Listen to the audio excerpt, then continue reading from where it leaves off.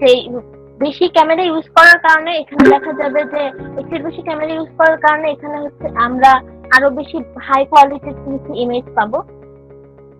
Stereo ভিশনের হচ্ছে শুরুটা হয়েছিল 2013 সালে। তো 2013 সালে প্রথম ক্যামেরায় সেন্সর ইউজ করার প্রক্রিয়াটা শুরু হয় তখন, এবং হচ্ছে ক্যামেরার সাথে তখন স্ট্যান্ডার্ড সিঙ্গেল বোর্ড ভার্সনের সাথে ক্যামেরা সুইটেড ইন্টারফেস ব্যবহার করা হতো। এর ফলে সেই সময় কম্পিউটার ভিশন আর হচ্ছে ডিজিটাল ফটোগ্রাফি হচ্ছে যে এই জিনিসগুলো ক্যামেরায় আস্তে আস্তে ইনক্লুড করা শুরু হয়। 2018 সালে স্টেরিও ভিশন V1 মডেলের ক্যামেরাতে প্রথম আসে। সেইখানে কিছু ল্যাকিং ছিল, সেই জিনিসগুলোকে ওভারকাম করে হচ্ছে কি এখন যে ভার্সন যেটা আসছে সেটা হচ্ছে কি stereo vision V2। Stereo vision V2 এর বেশ কিছু সুবিধা আছে, যেরকম এটা বেসিক্যালি হচ্ছে এক ধরনের ওপেন সোর্স স্টেরিওস্কোপিক ক্যামেরা, যেখানে হচ্ছে রাসবেরি পাই ইউজ করা হয় এবং হচ্ছে গিয়ে এখানে ওয়াইফাই ব্লুটুথ এবং হচ্ছে যে আরো অ্যাডভান্স পাওয়ারিং সিস্টেমের এই জাতীয় সুবিধা রয়েছে। এইখানে আমরা যে রাসবেরি পাইয়ের যে মডেলটি ব্যবহার করছি সেটা হচ্ছে রাসবেরি পাই কম্পিউট মডেল 4, আর রাসবেরি পাই V1 এ ছিল রাসবেরি পাই কম্পিউট মডেল 3। এখানে এছাড়াও থাকছে যে classic V1 V2 camera, wide angle camera for argument reality and virtual reality. এই ক্যামেরাটা ব্যবহার করে আমরা কম্পিউটার ভিশন আর হচ্ছে নিউরাল নেটওয়ার্কের সুবিধা দিতে পারবো ড্রোনে, এবং হচ্ছে কি এটার মাধ্যমে আমরা মানে রোবটেও এটাই ব্যবহার করা যাবে, রোবটকে এটা দেখতে সাহায্য করবে। এছাড়া এখানে হচ্ছে যে এই কম্পিউট মডেল 4 এর এই স্টেরিও পাই মডেল V2 মডেলে আমরা আগের থেকেও কোড আরো বেশি দ্রুত রান করাতে পারবো, প্রায় 2.5 গুণ ফাস্টার আগের থেকে। এই ক্যামেরার হচ্ছে কোড রান করার স্পিড হবে আগের থেকে আরো বেশি ফাস্টার।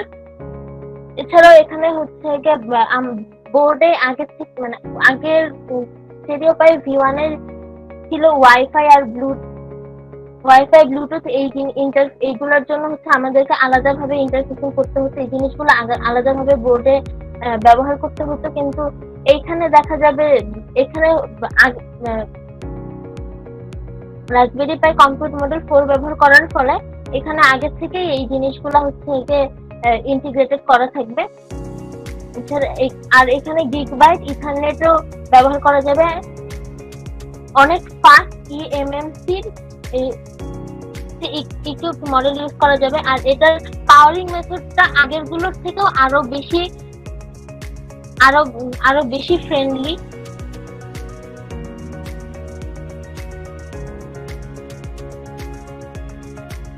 ক্যামেরা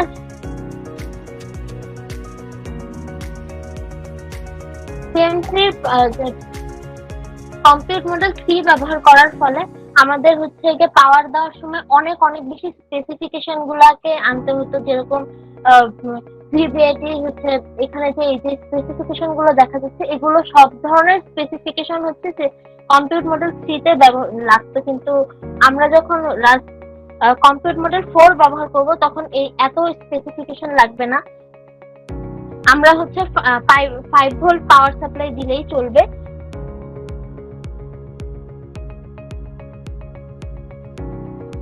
আর এটা আগের থেকে আরো বেশি আগের কম্পিউট মডেল 3 এর থেকে পোর্টটা আরো বেশি থিন, আরো বেশি ফাস্ট হবে।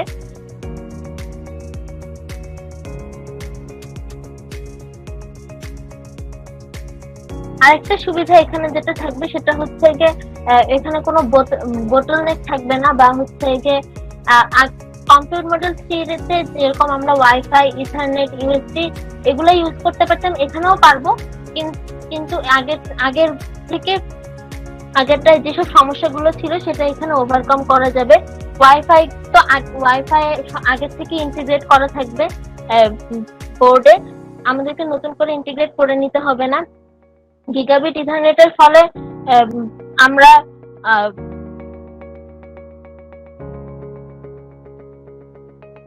গিগাবাইট ইথারনেটের জন্য আমরা একটা নতুন অন্য আগের থেকে বেটার চিপ ইউজ করব। আর ইউএসবি 2 ইউজ করার ফলে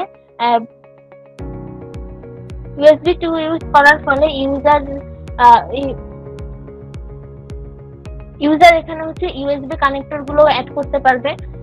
আর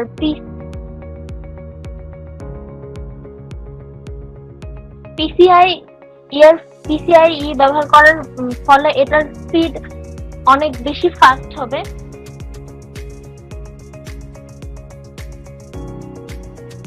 তারপর হচ্ছে ওয়্যারলেস পাওয়ারের জন্য আমরা দুই ধরনের পিন ইউজ করব। পিন 89 WL N ডিসেবল আর পিন 91 BT N ডিসেবল।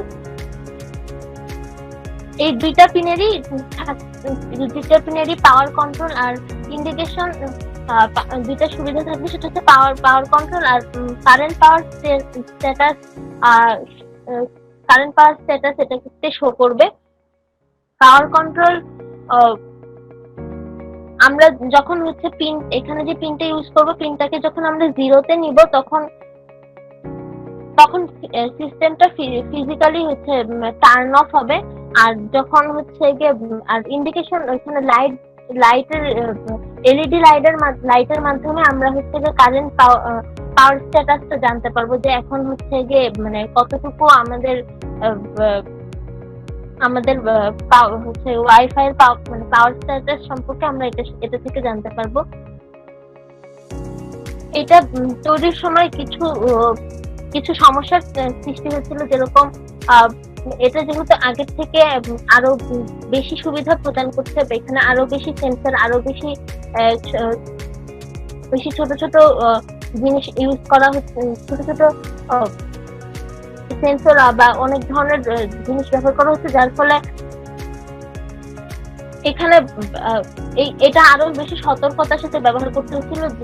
যারা এটা তৈরি করছিলেন তখন মানে তৈরির সময় তারা একবার শর্ট সার্কিট জাতীয় সমস্যার সম্মুখীন হয়েছিলেন, কারণ ওটার ভিতরে একটি ছোট মেটালের টুকরা ছিল, যেটার কারণে 5 ভোল্ট আর 3.3 ভোল্টের দুটি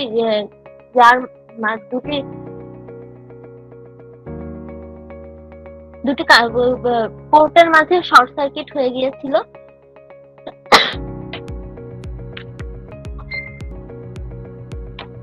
আর স্টেরিও পাইপ ভার্সন 2 এর মাধ্যমে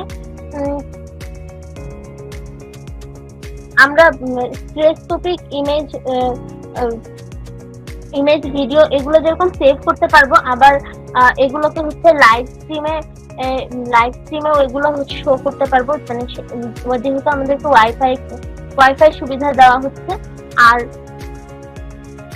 আমরা এখানে হচ্ছে গিয়ে কম্পিউটার ভিশন বা হচ্ছে গিয়ে ওপেন টিভির সুবিধাটাও আরো পাবো। ফ্রন্ট ভিউ, রিয়ার ভিউ পাবো ছবির। এছাড়াও হচ্ছে 360 ডিগ্রি প্যানোরামা সুবিধা থাকবে।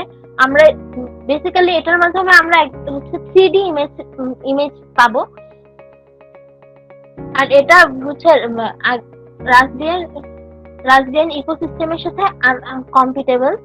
এরপর আমি যে টপিকটা নিয়ে বলবো সেটা হচ্ছে যে রিডিফাইনিং ব্রডব্যান্ডটা হচ্ছে আমেরিকায় দেখা গেছে যে এক ধরনের ব্রডব্যান্ড গ্যাপের সৃষ্টি হয়েছে, মানে স্পেশালি এই করোনা ভাইরাসের সময়। মানে সবাই সেম ধরনের ব্রডব্যান্ডের সুবিধা পাচ্ছে না, মানে কেউ চাইলে স্পিড অনেক বেশি পাচ্ছে, কেউ কোনো এলাকায় সেইভাবে তারা স্পিডটা পাচ্ছে না। এছাড়াও এইটা হচ্ছে এই স্পিডটার একটা নির্দিষ্ট লিমিটেশন রয়েছে, যে হচ্ছে যেরকম 25 মেগাবাইট পার সেকেন্ড কোনো এক জায়গায়, আবার হচ্ছে গিয়ে কোনোখানে হয়তো বা সেটা হচ্ছে গিয়ে 100 মেগাবাইট পার সেকেন্ড। এই গ্যাপটা কমানোর জন্য হচ্ছে গিয়ে চেষ্টা করা হচ্ছে এই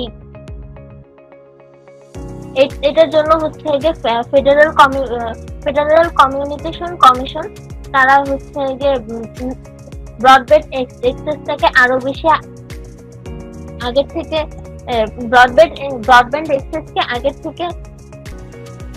থেকে আরো বেশি এফিশিয়েন্ট করার চেষ্টা করছে। আর এই কস্টটাও দেখা যাচ্ছে যে এক এক জায়গায় এক এক রকম।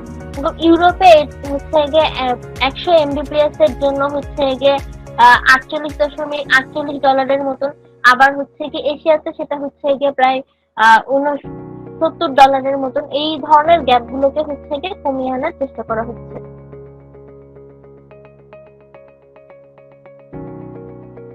তারপরে টপিকটি ছিল হচ্ছে সার্ভিলেন্স ক্যাশ। সার্ভিলেন্স ক্যাশ হচ্ছে আমরা যেরকম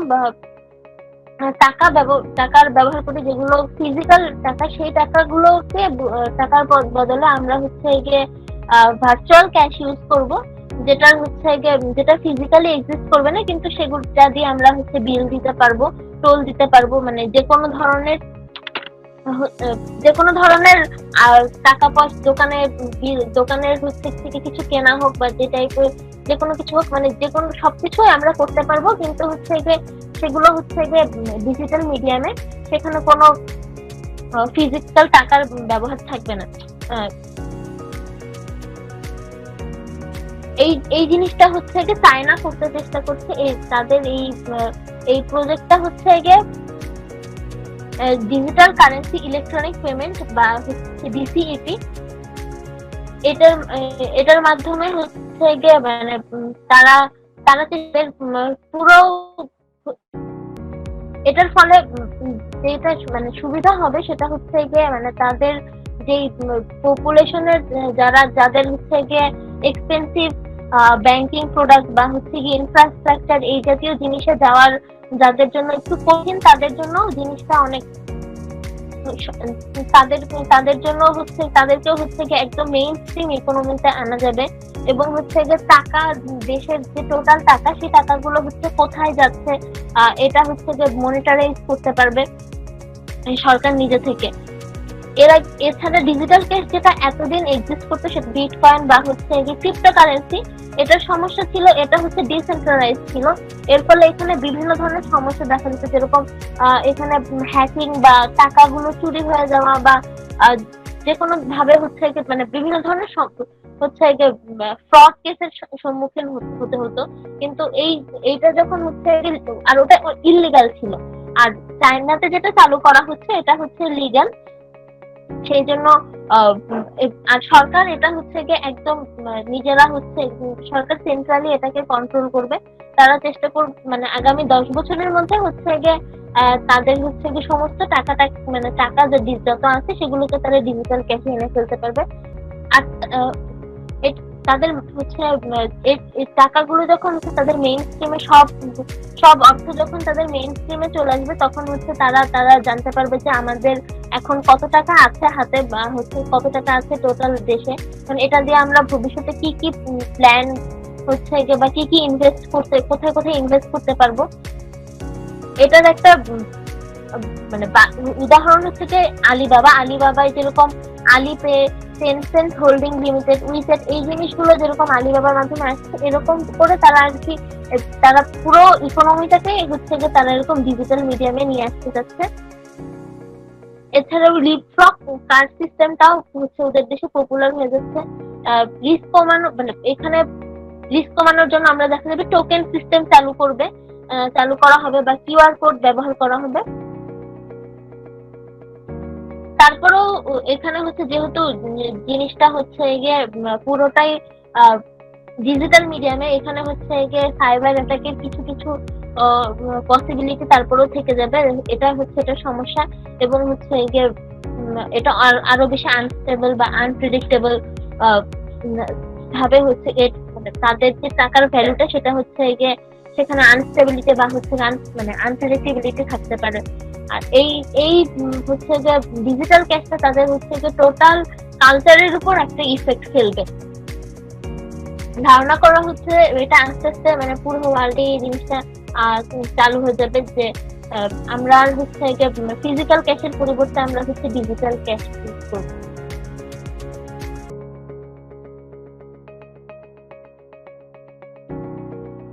আমি উম্মে হাবিবা। আমি আজকে দুটো টপিক নিয়ে কথা বলবো। এটা হচ্ছে একটা লস্ট ইন এয়ার স্পেস আর একটা হচ্ছে বাইপাসিং প্যারালিসিস। তো ফার্স্টে হচ্ছে লস্ট ইন এয়ার স্পেস।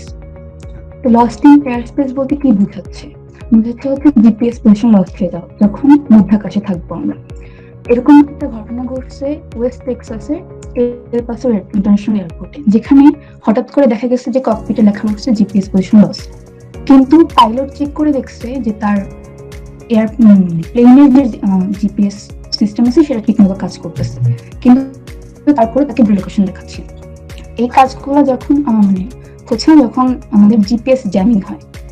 তো ঘটনাক্রমে যেটা দেখা গেছে যে যখন ইউএস মিলিটারি তাদের জিপিএস সিস্টেমকে চেক করে জিপিএস জ্যামিং এর মাধ্যমে, তখন আশেপাশে থাকা যে সকল প্লেন থাকে বা জিপিএস সিস্টেমের উপর নির্ভর করা যে সকল যানবাহন থাকে তাদের জিপিএস সিস্টেমে সমস্যা দেখা যায়।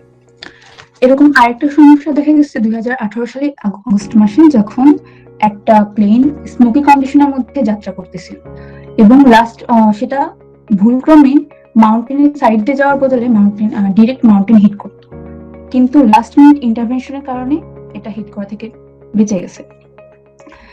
তো এরকম আরো কিছু ঘটনা দেখা গেছে 2019 সালে, 2020 সালে এবং বিগত 80 বছরের মধ্যে সবচেয়ে বেশি দেখা গেছে 2019 আর 20 সালে। এমনকি 2018 সালে একই দিনে 21টা এয়ারক্রাফট জিপিএস প্রবলেম দেখা গেছে। তো এই আসলে কেন হচ্ছে?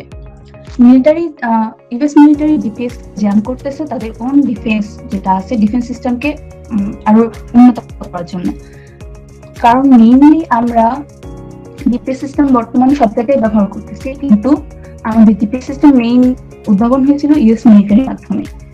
ইউএস মিলিটারি তাদের যে শিপস আছে, তারপরে তাদের যে ট্রুপস আছে, ট্যাঙ্ক আছে, এদেরকে লোকেট করার জন্য এবং রিড করার জন্য জিপিএস সিস্টেম ব্যবহার করতো। তো এই সকল আমাদের যে জিপিএস সিস্টেম লস্ট হচ্ছে এবং এর কারণে যে এয়ারক্রাফটের চালানোর জন্য সমস্যা হচ্ছে, এর মেইন কারণগুলো হচ্ছে আমরা যখন প্রাচীনকালে এয়ারক্রাফট চালনা করা হতো তখন পাইলটরা দিনের বেলা রোড ম্যাপ দেখে এবং রাতের বেলা আমাদের যে লাইট গুলো আছে এবং আমাদের বনফায়ার আছে এগুলো দেখে নেভিগেট করতো। তারপর আস্তে আস্তে ভিএসি টেকনোলজি আসলো, তারপর আস্তে আস্তে জিপিএস। কিন্তু বর্তমানে জিপিএস এর উপর আমাদের পাইলটরা এত বেশি নির্ভরশীল হয়ে গেছে যে তারা আর প্রাচীন যে টেকনোলজি গুলো আছে এগুলো ভুলে যাচ্ছে। এর কারণে আমাদের যখনই জিপিএস সিস্টেম সমস্যা হয় তখন এটা অনেক বেশি এফেক্ট করে। এটা আমি বলা টড বি হামফ্রিজ বলছে যে আমি পাইলটদেরকে এটার জন্য ব্লেম করব না, কারণ যখন আমরা একটা সিস্টেম 99.9% টাইম ঠিকমতো কাজ করবে তখন আমরা অবশ্যই এটা নিয়ে ভাববো না যে 0.01% টাইম যখন সে ভুলভাবে কাজ করবে তখন কি হবে। বর্তমানে আমরা জিপিএস সিস্টেমের উপর এত বেশি নির্ভরশীল হয়ে গেছি যে আমরা এটার খারাপ দিকটা কখনো চিন্তা করি না। আর ইউএস সিস্টেম, এখন প্রশ্ন আসে ইউএস সিস্টেম কেন বারবার জিপিএস সিস্টেমের সাথে ইন্টারফেয়ার করতেছে। আমাদের মেইনলি জিপিএস সিস্টেম যেভাবে কাজ করে তা হচ্ছে সিগন্যাল প্রথমে স্যাটেলাইটে যায় এবং স্যাটেলাইট থেকে ডেস্টিনেশনে যায়। তো এই স্যাটেলাইট থেকে ডেস্টিনেশন পৌঁছাতে পৌঁছাতে এই সিস্টেমটা খুব ফেইন্ট হয়ে যায়, যার কারণে ইন্টারফারেন্স হলেই এই সিস্টেম ড্রাউন্ড আউট হয়ে যেতে পারে।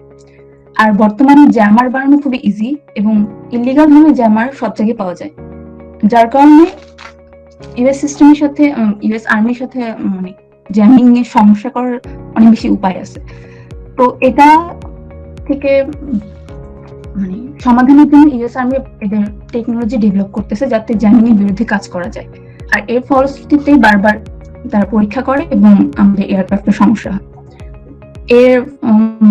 এজন্য অনেক গবেষণা চলতেছে, নতুন নতুন উদ্ভাবন হচ্ছে, যেরকম রাশিয়া ইউজ করতেছে গ্লোনাস, চায়না ইউজ করতেছে বেইডো। চায়নার একটা সার্ভেতে দেখা গেছে একই দিনে যখন কিছু শিপ যারা জিপিএস এর উপর নির্ভরশীল ছিল তারা ফেক লোকেশন স্পুফ হয়ে গেছে, যেখানে যারা বেইডোর উপর নির্ভর করতেছিল তারা ঠিকমতো পৌঁছাতে পারছে। তো এরকম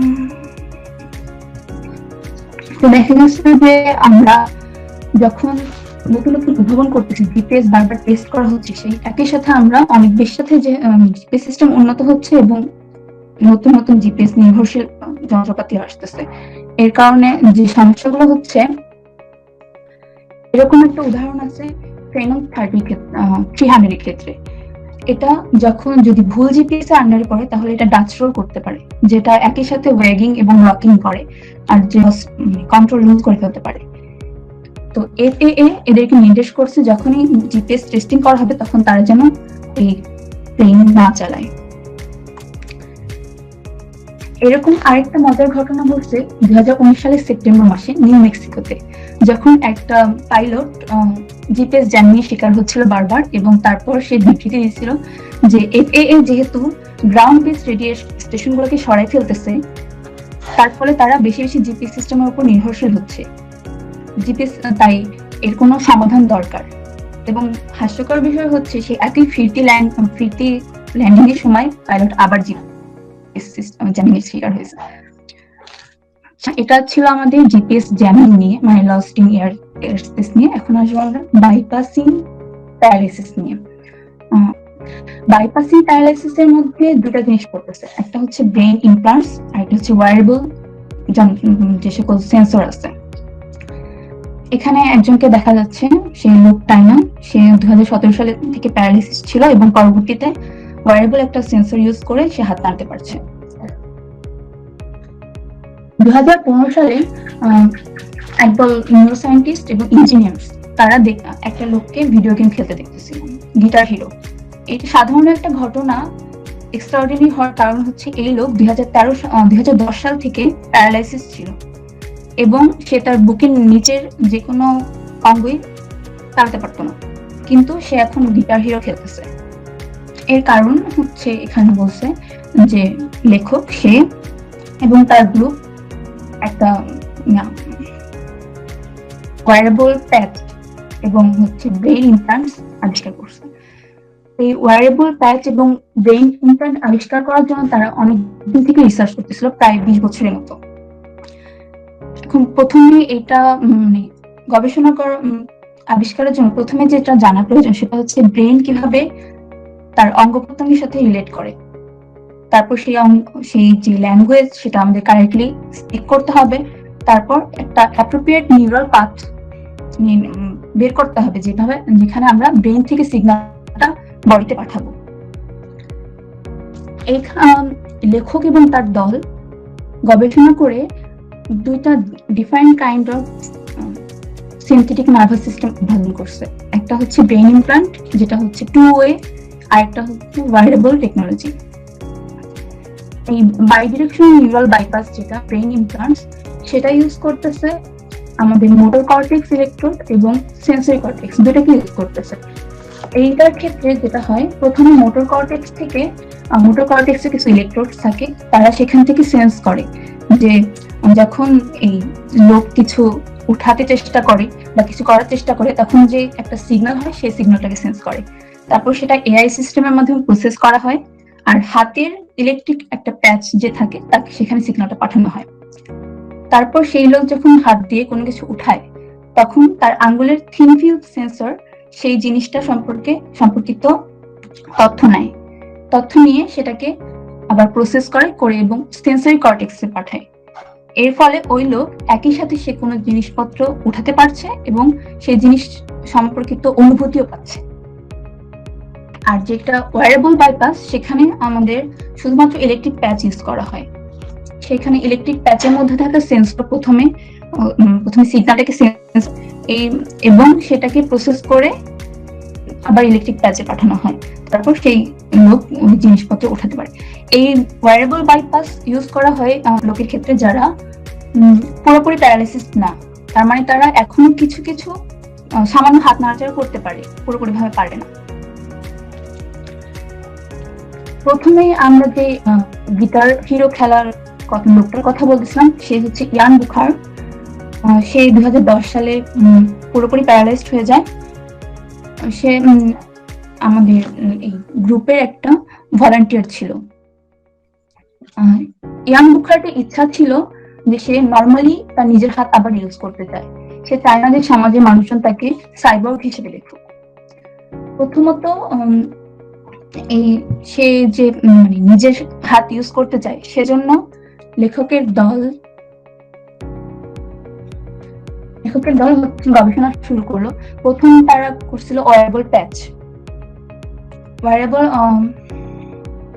ওয়ারেবল প্যাচের মাধ্যমে কোনো জিনিসপত্র উঠানো সম্ভব, কিন্তু প্রাথমিকভাবে যে প্রোটোটাইপটা বের হয়েছিল সেখানে সেন্স করা সম্ভব হচ্ছিল না।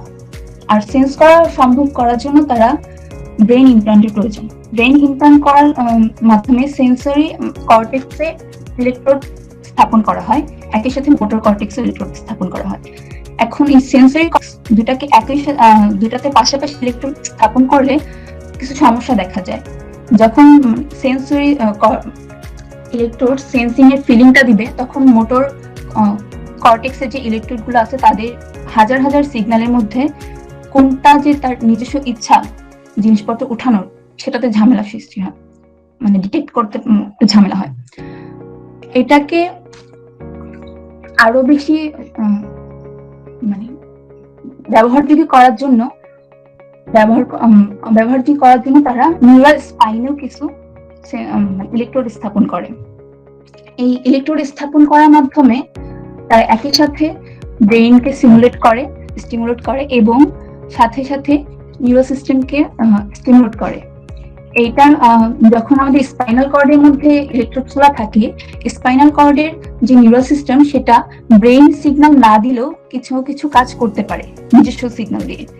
তো যখন হচ্ছে ব্রেইন এবং স্পাইনাল কর্ড দুটাকে একই সাথে স্টিমুলেট করা হচ্ছে, তখন এই সিগন্যালটা আরো বেশি সিস্টেমের প্লাস্টিসিটিটা আরো বেশি বাড়তেছে। প্লাস্টিসিটি বাড়ার কারণে ব্রেইন এবং মাসলসের মধ্যে যে কানেকশন আছে সেটা আরো বেশি স্ট্রেংথেন হচ্ছে।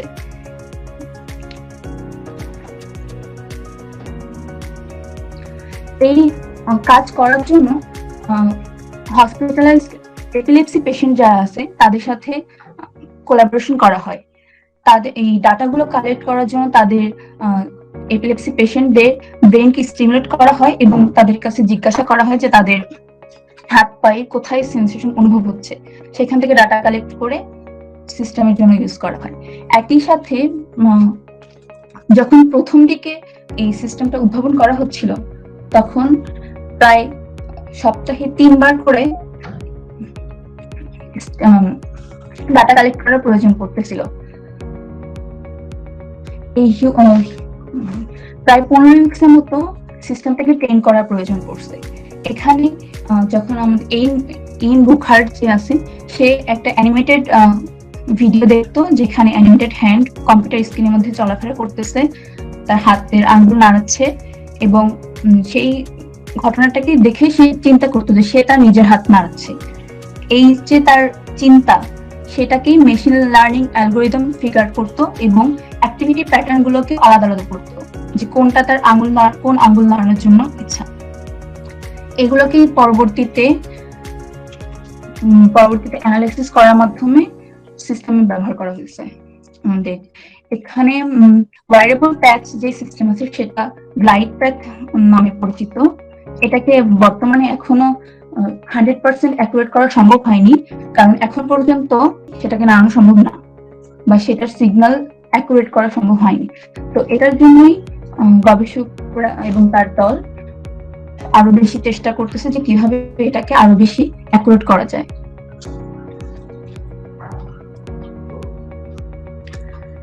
আমার পোর্শন এই পর্যন্তই ছিল।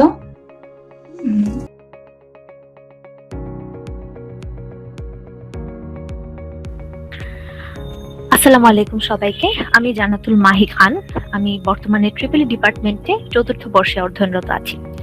আজকে কথা বলবো আমার খুবই প্রিয় একটা বিষয় নিয়ে। অ্যাস্ট্রোনমি সংক্রান্ত বিষয় ছোটবেলা থেকে আমাকে খুব টানতো। সায়েন্স ফিকশনের বদৌলতে আমরা সবাই এলিয়েনদের সম্পর্কে টুকটাক জানি, অর্থাৎ পৃথিবী বা আমাদের সৌরজগতের বাইরে যে প্রাণের অস্তিত্ব থাকতে পারে এই বিষয়ে কৌতূহলের সূচনা কিন্তু সায়েন্স ফিকশনগুলোর হাত ধরেই। মানুষের শত বছরের আগ্রহের বিষয় একটি এক্সট্রা টেরেস্ট্রিয়াল ইন্টেলিজেন্ট সোসাইটির সন্ধান পাওয়া। আজ তেমনই একটি উচ্চাভিলাষী প্রজেক্ট সম্পর্কে কথা বলছি, that is ACTI's million star search. উচ্চাভিলাষী বলার কারণ আমরা পরে বুঝতে পারবো। এখন কথা হলো ACTI মানে কি? এর মানে হলো search for extra terrestrial intelligence. সোজা বাংলায় যাকে বলা হয় বুদ্ধিমত্তা সম্পন্ন ভিন গ্রহের প্রজাতিদের খুঁজে বেড়ানো। তবে এই খোঁজ করা কিন্তু একটা বিরাট যজ্ঞের ব্যাপার। 1960 সালে অ্যাস্ট্রোনমার ফ্র্যাঙ্ক ড্রেক এমনই এক্সট্রা টেরেস্ট্রিয়াল ইন্টেলিজেন্সের জন্য খোঁজে নেমে পড়েছিলেন।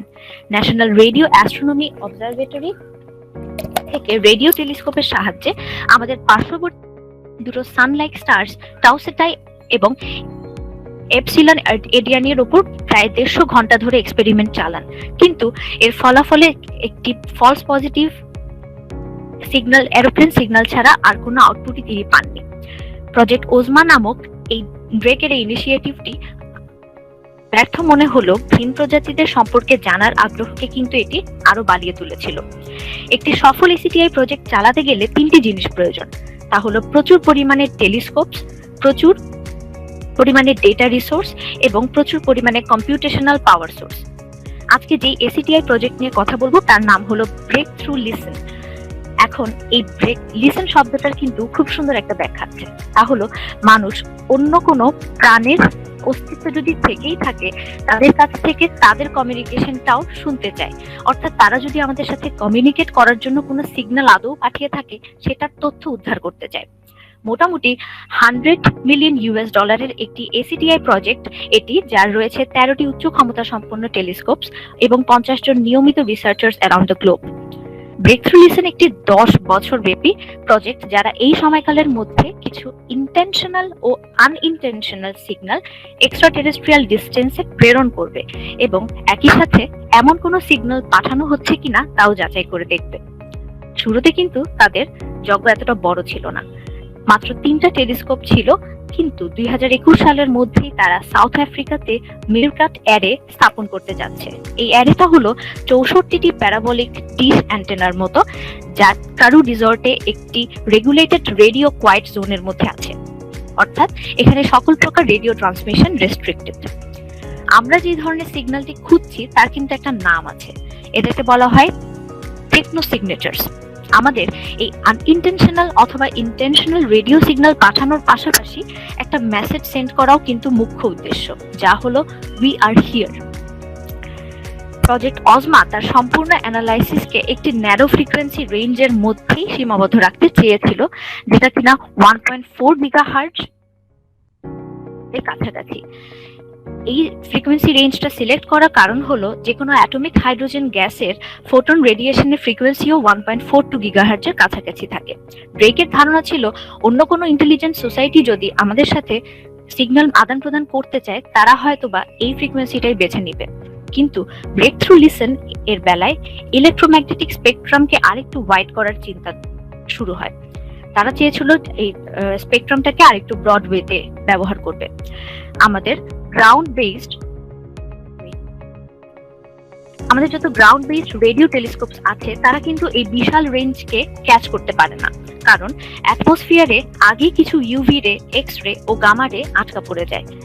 লিসেন কি করলো, তারা 10 মেগাহার্টজ থেকে 100 গিগাহার্টজ ফ্রিকোয়েন্সি রেঞ্জকে টার্গেট করলো, যা এই টেলিস্কোপ গুলো সহজেই অ্যানালাইসিস করতে পারবে, কারণ তাদের ধারণা মতে টেকনো সিগনেচার সিগন্যাল গুলো এই রেঞ্জের মধ্যেই থাকতে পারে, যার কারণে 1 গিগাহার্টজ থেকে 10 গিগাহার্টজ পর্যন্ত একটা বড় রকমের রেঞ্জ এই রেডিও টেলিস্কোপ গুলো অ্যাচিভ করতে পারছে। এদেরকে বলা হয় ওয়াইড ব্যান্ড টেলিস্কোপস। এখন কথা হচ্ছে রেডিও সিগন্যালের আদান প্রদানের ফলে অথবা রেঞ্জ যে বাড়ালাম এর ফলে আমার ডেটার পরিমাণও কিন্তু হু হু করে বেড়ে গেল। এত পরিমাণে র ডেটা অ্যানালাইসিস করা তো চারটিখানি কথা না। এজন্য শুরুতেই তাদের ডেটাকে কম্প্রেস করে বিভিন্ন সাব ব্যান্ডে ভাগ করে নেওয়া হয় এবং পরবর্তীতে এই সাব ব্যান্ডগুলোকে 2 হার্টজ ফ্রিকোয়েন্সির চ্যানেলের মধ্যে ভাগ করা হয় ও সেখান থেকে ন্যারো ব্যান্ডের সিগন্যালগুলোকে সহজে স্পট করার জন্য অ্যানালাইসিস করা হয়। আমরা এখানে ন্যারো ব্যান্ড সিগন্যালের পাশাপাশি আরেক টাইপের সিগন্যাল নিয়ে কথা বলবো, যা হচ্ছে wide frequency short duration signal. এই দুই ধরনের সিগন্যাল কভার করার সুবিধা হলো ইন্টারস্টেলার ডিস্টেন্সে এদের পারফরমেন্স খুবই ভালো, এরা সব থেকে কম ডিসিপেশন দেখায়। এখন সব ন্যারো ব্যান্ড অথবা ওয়াইড ফ্রিকোয়েন্সি শর্ট ডিউরেশন সিগন্যালই কিন্তু এক্সট্রা টেরেস্ট্রিয়াল হবে না, এদের প্রপার অ্যানালাইসিস করার জন্য আমার কিছু টেকনিক অ্যাপ্লাই করতে হবে, যার একটা হচ্ছে আনসুপারভাইজড লার্নিং। আর্টিফিশিয়াল ইন্টেলিজেন্স ব্যবহার করে আনএক্সপেক্টেড যে সিগন্যালগুলো তাদেরকে স্পট করার একটা টেকনিক অ্যাপ্লাই করা হয়, যেখানে বিভিন্ন সুপারনোভা, কোয়াসার, পালসার এবং যে কোনো এক্সট্রা টেরেস্ট্রিয়াল অবজেক্ট থেকে নিয়মিতভাবে সিগন্যাল প্রেরণ করা হয় এবং এই ডেটাগুলো এআই কে কখনো জানানো হবে না কোনটা কোন সোর্স থেকে আসছে। ফলে হবে কি, এআই রেডিও সিগন্যালগুলোকে অ্যানোনিমাসলি ক্যাটাগরাইজ করবে, যার কারণে আপনি সেখানে সুপারনোভা, পালসার, কোয়াসারের জন্য যেমন ক্যাটাগরাইজ হবে ডেটা, পাশাপাশি আমার যদি কোনো আনইনটেনশনাল কমিউনিকেশন সিগন্যাল থেকে থাকে সেই সিগন্যালগুলো আলাদা একটা ক্যাটাগরিতে ভাগ হয়ে যাবে। এভাবেই লিসেন প্রোগ্রাম নিউয়েস্ট টেকনোলজিকে ব্যবহার করে মানব ইতিহাসের সবচেয়ে অমীমাংসিত একটি ঘটনার সাক্ষী হওয়ার জন্য কাজ করে যাচ্ছে। আর যদিও বা তারা কোনো লিভিং ইন্টেলিজেন্ট সোসাইটির দেখা নাও পায়, তারপরেও এই বিপুল পরিমাণ ডেটা কিন্তু আমাদের ভবিষ্যতের জন্য যথেষ্ট পরিমাণে কাজে লাগবে। এখন আমি কথা বলবো আমার সেকেন্ড টপিকটা নিয়ে, যা হচ্ছে এক্সপ্লেইনেবল আর্টিফিশিয়াল ইন্টেলিজেন্স। এবং এটা নিয়ে রিসেন্টলি এত হাইপ কেন তৈরি হয়েছে? ফেসবুক, ইনস্টাগ্রাম, ইউটিউব যখন আমরা ব্রাউজ করি তখন দেখা যায় আমাদের কাছে বিভিন্ন অ্যাড সাজেশনস আছে, বিভিন্ন কন্টেন্টের সাজেশন তারা নিয়মিত দিতে থাকে। কখনো আমাদের মাথায় এই প্রশ্নটা আসতেই পারে যে এত এত কন্টেন্টের মধ্যে কেন আমাকে টার্গেট করে এই কন্টেন্টটাই সাজেস্ট করা হচ্ছে, কেন বাকিগুলো রিজেক্ট হয়ে গেল? এর জন্য কিন্তু তারা একটা এক্সপ্লেনেশন প্রোভাইড করে। দেখা যাবে বিভিন্ন মানুষের জন্য এই এক্সপ্লেনেশনটা খুব কমন হয়ে যায়, একটা গতানুগতিক এক্সপ্লেনেশন দ্বারা করে যে আপনার পছন্দ সম্পর্কে আমরা ওয়াকিবহাল আছি বলেই আপনার সাজেশন লিস্টে আমরা এই ধরনের কন্টেন্ট গুলো দিচ্ছি, এটসেট্রা এটসেট্রা। এআই টেকনোলজির ব্যবহার কিন্তু অনেকটা এজন্যই করা হয় যাতে আমাদের সিস্টেমের অটোমেশনটা সহজ হয়ে যায়। এআই এর কাজ কি? কিছু নির্দিষ্ট ইনপুটের জন্য একটা নির্দিষ্ট অ্যালগোরিদম ফলো করে আপনার জন্য আউটপুট তৈরি করে দেওয়া। কিন্তু এই এআই এর উপর কিছু অ্যালিগেশনস চলে আসছে যা রিসার্চার সহ সাধারণ মানুষকেও ভাবিয়ে তুলছে। তা হলো ব্ল্যাক বক্স মিস্ট্রি। কোনো ডিসিশন নেওয়ার পর যদি আপনি রিভার্স ইঞ্জিনিয়ারিং করে বুঝতে পারেন এর পিছনে প্রকৃত লজিক কি ছিল, দেন ইটস ওকে। কিন্তু তখনই কোনো এক্সপ্লেনেশন গতানুগতিক হওয়া শুরু করে সবার জন্য, যখন রিভার্স ইঞ্জিনিয়ারিং করার পরও তার পেছনের প্রকৃত লজিকটি খুঁজে পাওয়া যায় না। অর্থাৎ এই ফিগারের মতোই কিছু নির্দিষ্ট আউটপুটই আমি সবসময় পাচ্ছি। এটাই আমার ব্ল্যাক বক্স মিস্ট্রি।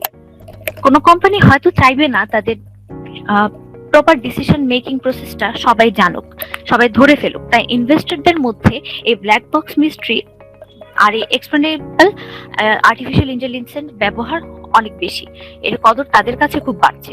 কিন্তু সাধারণ মানুষ হিসেবে আপনি যখন কোথাও অ্যাপ্লাই করতে গিয়ে ডিসক্রিমিনেশনের শিকার হবেন, তাহলে কিন্তু এর বিরুদ্ধে অ্যালিগেশনস চলে আসবে। যেমন এখানে একটা চার্ট দেখানো হয়েছে যেখানে ইউএসএ তে একটি পোস্টের জন্য অ্যাপ্লাই করেছিলেন বিভিন্ন মেল অ্যাপ্লিক্যান্টরা। তো তাদের কোয়ালিফিকেশন সবারই মোটামুটি কাছাকাছি থাকা সত্ত্বেও এখানে একটা বায়াসড ডিসিশন চলে এসেছে শ্বেতাঙ্গদের প্রতি। এখানে কেন কৃষ্ণগোড়া একটা রেসিজমের শিকার হচ্ছে সেটা কিন্তু স্পষ্ট না এক্সপ্লেনেশনের দ্বারা, অর্থাৎ ডিসক্রিমিনেশন এখানে চলে আসছে। এটা কিন্তু আমাদের অ্যালগোরিদমের দুর্বলতাকে নির্দেশ করে, অর্থাৎ আপনার এআইটা ততটা স্ট্রং না। তাই অর্গানাইজেশনস গুলোর উচিত গ্রহণযোগ্য এক্সপ্লেনেশন দেয়া এবং তাদের ডিসিশন মেকিং পলিসি বা প্রসেসটাকে সবার সামনে তুলে ধরার চেষ্টা করা আর ডিসক্রিমিনেশন গুলো এড়ানো। এরকম ডিসেপটিভ এবং বায়াসড ডিসিশন থেকে আমাদের এআই টেকনোলজিকে দূরে রাখার চেষ্টা করাটাই সমীচীন, যাতে করে এআই এর প্রকৃত উদ্দেশ্যটা সাধিত হবে, যা মানুষের উপকার করাই। আর এক্সএআই টেকনোলজিও যেন ভবিষ্যতে আরো সফলতার মুখ দেখে, এটাই কাম্য। আজকের মতো আমার ডিসকাশন এখানেই শেষ করছি। আশা করি সামনেও এমন ডিসকাশনে অংশ হতে পারবো ইনশাআল্লাহ। আল্লাহ হাফেজ।